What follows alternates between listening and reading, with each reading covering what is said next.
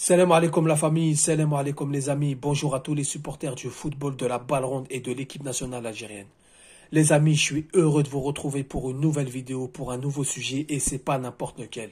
Les amis, il s'agit de la partie 7 de l'histoire du football algérien. Je sais que vous êtes nombreux à l'attendre, je sais que vous êtes nombreux à vouloir l'écouter, elle est là, elle est bien présente. Donc avant de démarrer cette partie 7, avant de démarrer ce sujet brûlant, je vous demande de liker, je vous demande de partager un max. Si vous voulez vous abonner, tant mieux. Si vous voulez pas, il n'y a pas de souci. Mais l'essentiel, c'est de liker, c'est de partager un max. Instagram, Twitter, YouTube, etc., etc. Car il faut faire connaître cette histoire. C'est une histoire d'homme. C'est une histoire riche. C'est une histoire émotionnelle et passionnelle. Tout simplement, c'est l'histoire du football algérien. Donc les amis, qu'est-ce qui s'est passé après que l'Algérie ait forcé le respect sur la scène continentale? Qu'est-ce qui s'est passé après que l'Algérie a ébloui la planète footballistique sur la scène internationale en forçant le respect des grands joueurs tels que Pelé, Maradona, Platini? Qu'est-ce qui s'est passé après que l'Algérie ait enfin porté la couronne et ait enfin monté sur le toit de l'Afrique en remportant la CAN 1990 à domicile en écrasant toute concurrence devant son public? Tout simplement, l'Algérie est qualifiée pour la CAN 1992 sans jouer les éliminatoires, les amis. Pour la première fois de son histoire, elle est qualifiée à une phase finale sans jouer les éliminatoires. Car à l'époque, la règle était de qualifier le vainqueur de l'édition précédente à l'édition suivante. Mais les amis, à cette époque-là, en 1990, il y a un club phare en Algérie qui monte en puissance, qui surgit de l'ombre pour atteindre la lumière, qui a des objectifs hors normes. Il s'agit de la jeunesse sportive de Kabylie.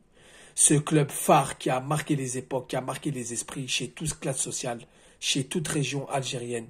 Grand-père, grand-mère, petit, vieux, vieille, tout ce que vous voulez. La JS Kabylie participe à la Ligue des champions d'Afrique en 1990. La JSK est là pour bousculer les ogres africains.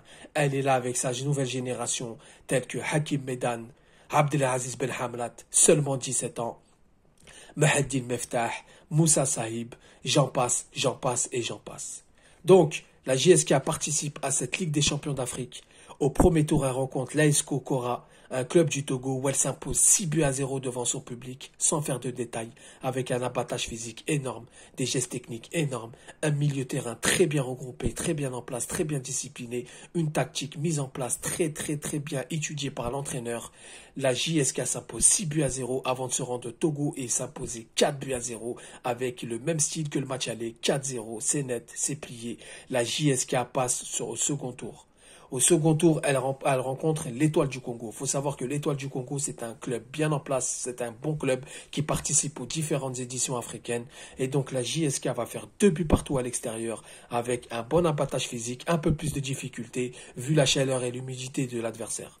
Et ensuite, au match retour, elle s'impose 2-0 dans la tranquillité la plus totale, dans la maîtrise la plus totale. Sur l'ensemble des deux matchs, ça fait 4-2. Donc la JSK est qualifiée pour les quarts de finale.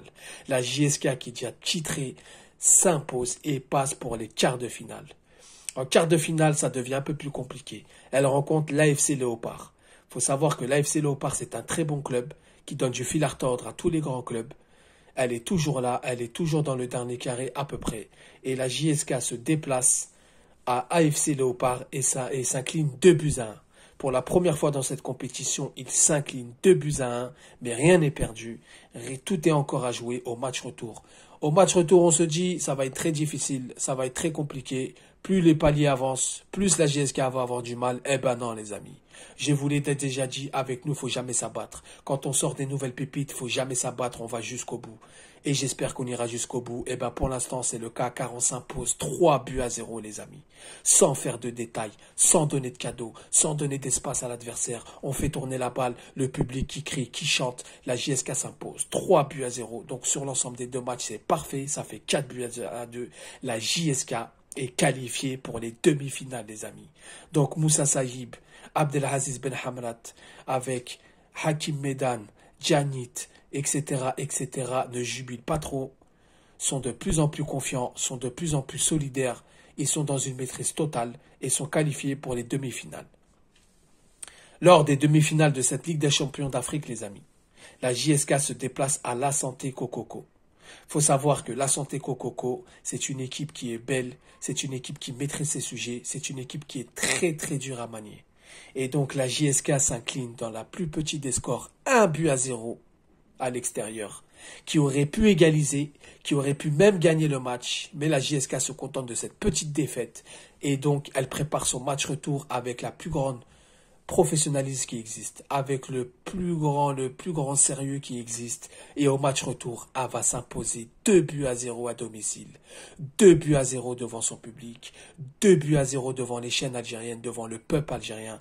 La JSK est qualifiée pour la finale de la Ligue des Champions 1990, après que l'Algérie ait gagné la CAN. Après que l'Algérie ait forcé le respect sur la scène internationale, c'est au tour du club algérien phare, la JSK, de nous représenter en finale d'une compétition africaine. Mais là, il s'agit d'un club. Donc, il s'agit d'une visibilité. Donc, il s'agit d'une publicité pour nos joueurs. Est-ce que la JSK va gagner? Est-ce que la JSK va perdre? Que va faire la JSK? Je vais vous le dire tout de suite, les amis. Parce que c'est pas de la tarte. C'est pas une partie de plaisir. C'est pire que Koh-Lanta. L'Afrique, pour gagner un trophée, c'est pire que Koh-Lanta. C'est pire que Resident Evil. Il faut vraiment attacher sa ceinture et il faut vraiment s'accrocher.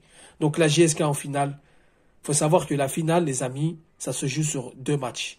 Match aller à domicile, match retour à l'extérieur. Et donc la JSK reçoit le club de Reldevic, un club qui est toujours présent, qui est toujours là, qui donne du fil à retordre.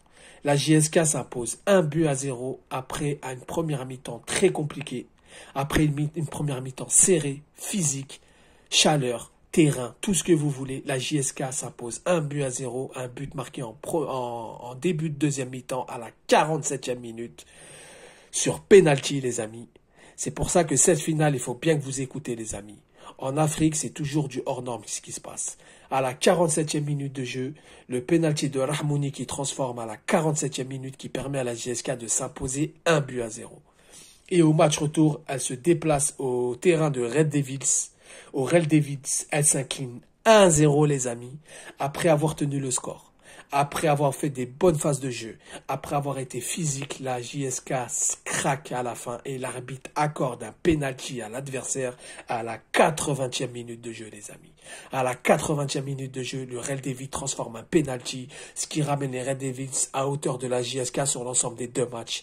Et donc, la JSK et les Red Devils courent tout droit au penalty. Et cette finale va se jouer sur les penalties. Est-ce que la JSK va gagner? Est-ce que la JSK va perdre?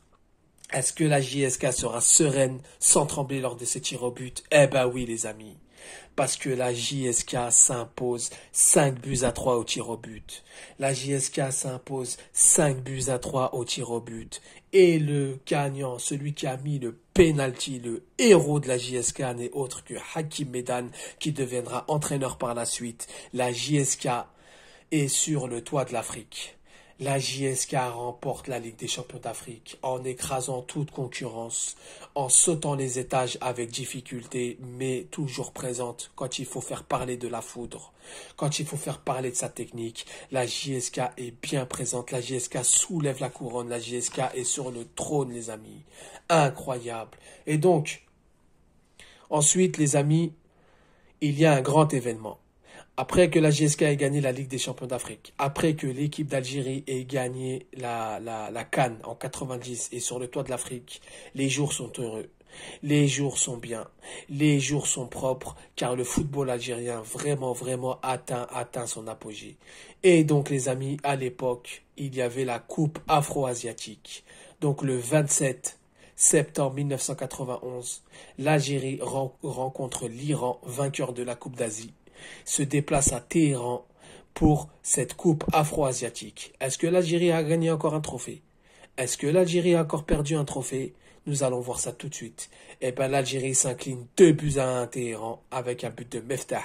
Mais l'Algérie s'incline dans la plus petite des marches. L'Algérie met un but à Téhéran. L'Iran, qui n'est pas une équipe facile.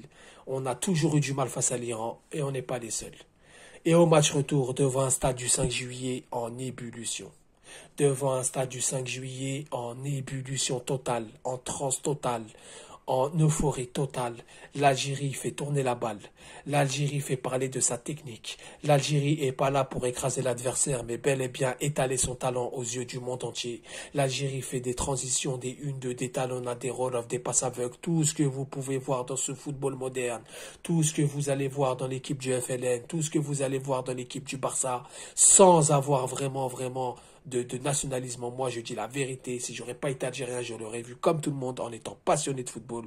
L'Algérie s'incline 1-0 sur un but de la tête venu d'un corner, d'une combinaison très bien maîtrisée. Un but par Ben Halima, pardon, les amis. Le 13 octobre 1991, l'Algérie qui soulève un nouveau trophée. C'est le trophée afro-asiatique à ne pas prendre à la légère, les amis. C'est incroyable, c'est bien et c'est magnifique. Donc, comme je vous ai dit, les amis, l'Algérie remporte la CAN. La JSK remporte la Ligue des champions d'Afrique. Et l'Algérie reconquit au 5 juillet la Coupe afro-asiatique, les amis. Donc, qu'est-ce qui s'est passé par la suite? Après avoir ramassé ces 3 trophées, qu'est-ce qui s'est passé? Est-ce que l'Algérie va gagner la CAN 92? Est-ce que l'Algérie va perdre la CAN 92? Est-ce que l'Algérie sera dans la continuité? Et j'ai le malheur de vous annoncer que l'Algérie est éliminée du premier tour de la CAN 92, les amis. Une grave erreur de parcours, une grosse erreur de parcours, car l'Algérie va se faire corriger par la Côte d'Ivoire au premier tour, 3-0 dans ce groupe C composé de 3 équipes, et va faire match nul face au Congo, un match qu'on avait maîtrisé, un match qu'on avait entre les mains, un match qu'on pouvait sortir vainqueur et se qualifier pour le second tour pour aller encore conquérir le titre. L'Algérie va faire un but partout, va encaisser un premier but et va égaliser par Bouich à la 44e, les amis. C'est fini pour l'Algérie lors de cette CAN. On se dit, qu'est-ce qui s'est passé? Après avoir ébloui, après avoir remporté les trophées, on est éliminé au premier tour de la CAN 92 et c'est pas normal. On appelle ça une erreur de parcours. Car l'Algérie va reconquérir son titre, va pour participer à la CAN 94 qui va se passer en Tunisie. Mais pour ça, les amis, l'Algérie, il y a un barbelé devant elle. Et il y a des éliminatoires à franchir et je vais vous dire les résultats tout de suite, les amis. Donc l'Algérie est composée avec la Sierra Leone, le Sénégal, le Togo et la Guinée-Bissau. Est-ce que l'Algérie va relever la tête? Eh ben oui, les amis. Car l'Algérie va faire 0-0 face à la Sierra Leone à domicile, avec un match maîtrisé, avec un match de bout en bout, mais les Algériens ont manqué d'efficacité comme à leur habitude. On se dit l'Algérie va descendre aux enfers? Eh ben non, les amis. Car l'Algérie se déplace à Dakar et gagne 2-1, avant de se déplacer au Togo et faire 0 partout. Donc l'Algérie comptabilise 5 points. L'Algérie n'est pas morte, l'Algérie est première de son groupe et ça c'est bien pour la suite. Ensuite, l'Algérie va accueillir la Guinée-Bissau et vont les tarter 3-1, les amis. 3-1 avec la maîtrise la plus totale, avec la maîtrise la plus singulière, avec vraiment l'art et la manière. L'Algérie s'impose 3-1. Ensuite, l'Algérie va encaisser sa première défaite de ce groupe en se déplaçant au Sierra Leone, cet adversaire qui nous donne toujours du fil à retordre. 1-0 avec la plus petite démarche, avec la plus grande difficulté pour la Sierra Leone. Mais on s'incline et c'est pas bien et il faut se ressaisir pour la suite. Par contre, l'Algérie a pris un coup de l'orgueil, a pris un coup dans le mental et l'Algérie va s'imposer 4-0 devant le Sénégal, sans faire de détails, en les corrigeant, en leur laissant aucun espace, aucun cadeau, 4-0. Avant de recevoir le Togo et de les infliger 4-0, le même score que le Sénégal, 4-0, l'Algérie est bien présente, l'Algérie est bien là et l'Algérie compte reconquérir ce continent africain. Donc, le dernier match, l'Algérie se déplace à la Guinée-Bissau et gagne 4-1, les amis. 4-1 la Guinée-Bissau avec des buts magnifiques, un match maîtrisé de bout en bout, avec un abattage physique, avec vraiment des relais entre la défense et l'attaque, entre le milieu. On a cassé des lignes, on a vraiment été en place, on a laissé un message au continent africain. Mais les amis, j'ai le plus grand malheur et le plus grand regret de vous annoncer que l'incompétence de la FAF ne date pas d'aujourd'hui. L'Algérie avait l'une des plus belles équipes à ce moment-là. Après l'échec de la CAN 92, l'Algérie, dans ce groupe, a montré ses ambitions, a montré vraiment qu'elle voulait reconquérir l'Afrique. Cette Coupe d'Afrique se joue en Tunisie, dans un pays voisin, où on avait la place de gagner, mais l'incompétence de la FAF a aligné un joueur qui n'était pas éligible, et donc l'Algérie, après ce parcours de combattant, après avoir écrasé toute concurrence, est éliminée de la CAN de Tunisie. Après avoir fini en tête de son groupe, l'Algérie est éliminée de la CAN en Tunisie qu'on aurait pu remporter haut la main. Les médias de l'époque voyaient l'Algérie comme grande favorite car la CAN 92 était une erreur de parcours.